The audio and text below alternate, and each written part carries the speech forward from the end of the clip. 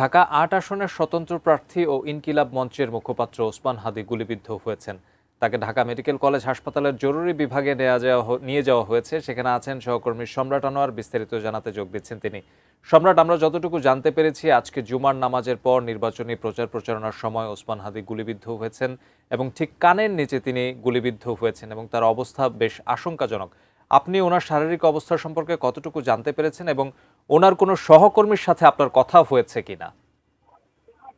ধন্যবাদ তারিক। আপনি যেমনটি বলছিলেন যে স্বতন্ত্র প্রার্থী ঢাকা ৮ আসন থেকে তিনি নির্বাচন করছেন আসন্ন জাতীয় সংসদ নির্বাচনে। এই শরীফ ওসমান হাদী গুলিবিদ্ধ হয়েছেন এবং তিনি এখন পর্যন্ত তিনি জরুরি বিভাগেই আছেন এবং তার বাইরের আমরা দেখতে পাচ্ছেন যে কি পরিমাণে ভিড় রয়েছে ঢাকা মেডিকেল কলেজ হাসপাতালে এবং সেইখানে আমরা দেখতে পাচ্ছি যে তার যারা সহকর্মীরা তারা অবস্থান নিয়েছেন এবং তারা তাদের বক্তব্যগুলো এখানে দেখছেন। কয়েকজনের সাথে আমাদের কথা হয়েছে, তারা ওই গুলির ঘটনার সময় তার সাথে ছিলেন এবং তাদের সাথে যে কথা বলে আমরা যেটি জানতে পেরেছি যে জুমার নামাজটা তারা বিজয়নগরে পড়ে, অর্থাৎ পল্টনের বিজয়নগরে পানির ট্যাঙ্কি এলাকায়, এবং সেখানে জুমার নামাজ শেষে মসজিদ থেকে বের হয়ে তারা পূর্ব নির্ধারিত যে কর্মসূচি অর্থাৎ নির্বাচনের যে প্রচারণার যে কাজটি তিনি দীর্ঘ সময় ধরেই করে আসছিলেন, সেই প্রচারণা তিনি যথারীতি চালাচ্ছিলেন এবং সেই সময়ে মোটর সাইকেল যোগে দুজন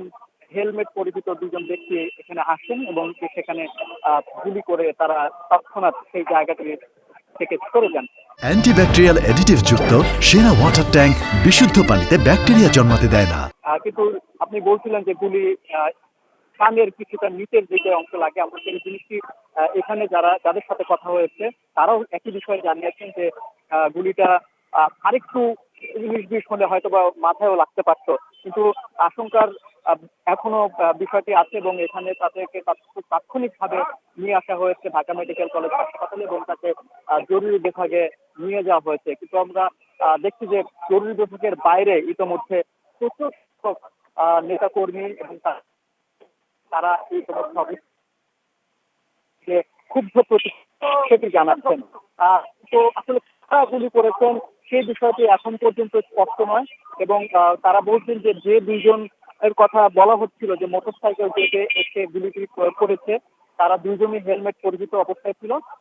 যদিও তারা বলছেন যে আইন শৃঙ্খলা রক্ষাকারী বাহিনীকে ইতিমধ্যে বিষয়টি জানানো হয়েছে। এখন সেই আইন শৃঙ্খলা রক্ষাকারী বাহিনী আসলে ঠিক করবেন কিংবা তারাই আসলে অভিযান চালাবেন এবং তদন্ত সাপেক্ষে যে ব্যবস্থা নেওয়া দরকার সেটি হয়তো বা নেবেন।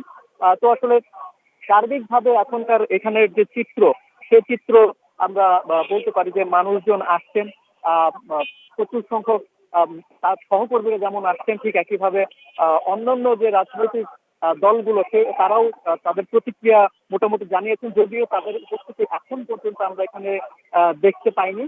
তবে সামাজিক যোগাযোগ মাধ্যমে ইতিমধ্যে আমরা দেখেছি যে বিভিন্ন দলের প্রতিনিধিরা কিংবা এই জুলাই আন্দোলনে যারা সহযোগী ছিলেন কিংবা অগ্রণী ভূমিকা পালন করেছেন, তাদের যে বক্তব্য সেটি আমরা দেখেছি যে সামাজিক যোগাযোগ মাধ্যমে তারা তাদের মতো করে বক্তব্য সেখানে দিচ্ছেন এবং এই যে আগে যে গুলিবিদ্ধ হয়েছেন তার সপক্ষে দাঁড়ানো, তার দ্রুত আরোগ্য কামনা করে কিন্তু বিভিন্ন জিনিস স্ট্যাটাস দিচ্ছেন, পোস্ট দিচ্ছেন এবং কিছুক্ষণের মধ্যে হয়তো বা কয়েকজন চলেও আসবেন, যেটি এখানকার যারা প্রতিনিধিরা আছেন কিংবা হাদির যে সহকর্মী যারা আছেন তাদের যে বক্তব্য তাদের কাছ থেকে যতটুকু শুনতে পেরেছি। তো আসলে তাদের কাছে আমরা আসলে সবশেষ চিকিৎসার যে ব্যাপার কিংবা চিকিৎসাটা আসলে কতদূর চলছে কিংবা ডাক্তাররা কি বলছে সে বিষয়ে জানতে চেয়েছিলাম। তারাও বলছেন যে এখন পর্যন্ত সংখ্যা কাটেনি, তবে রক্তের কথা বলেছেন যে চিকিৎসকরা এখানে তাদের জন্য তার জন্য যে রক্ত লাগবে সেই রক্তের কথা এখানে জানানো হয়েছে। তারা ইতিমধ্যে 4 ব্যাগের মধ্যে 2 ব্যাগ রক্ত সংগ্রহ করতে পেরেছেন বলে এখানে জানিয়েছেন। বাকি 2 ব্যাগের জন্য এখন তারা এখানে খুঁজছেন।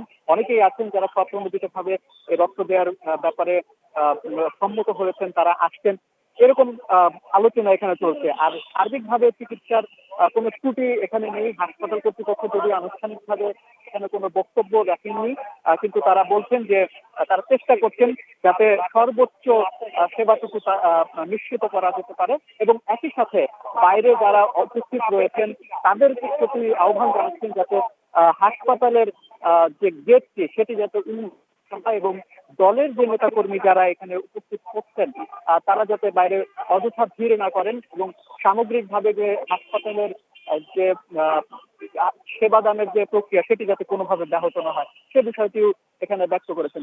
আর আরেকটি বিষয় জানিয়ে রাখি যে এই গুলির ঘটনার পরপরই আমরা দেখেছি যে এই মেডিকেল কলেজ সহ ঢাকা বিশ্ববিদ্যালয়, শাহবাগ এবং এই আশপাশের যে জায়গাগুলো সেই সব জায়গায় আমরা আসার সময় দেখেছি যে পুলিশ তৎপরতার কিছুটা বাড়ানো হয়েছে।